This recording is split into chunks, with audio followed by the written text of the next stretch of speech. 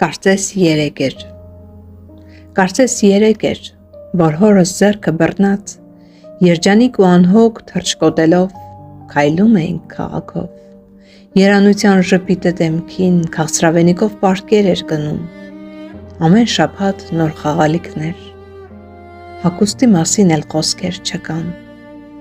Ասես 3 լիներ։ Իսկ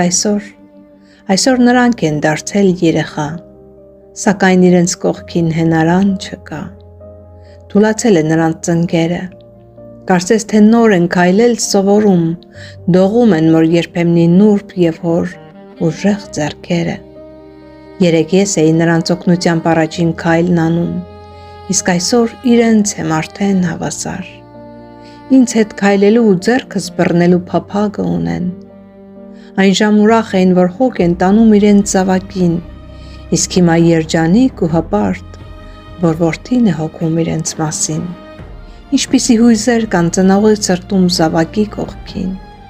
Հասկանալ է պետք։ Ինչ երջանկություն ու սեր կա աչքերում, կարդալ է պետք սովորել։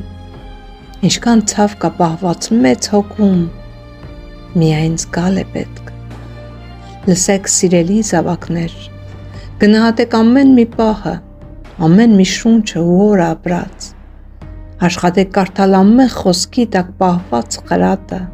հոգատար եղեք ամեն ժամանակ, որ միշտ ձեր սիրտը լինի խաղաղ, որ խեղճի խայտը չթունավորի ու որ զղջումը չթակի դուռը սրտի դռների։ Փայփայեք նրանց, համբուրեք հաճախ, չկա ժամանակ, մայրամուտն անձայն է մոտենում։ Պապ, մամ, եկեք այսօր քայլենք փողոցով։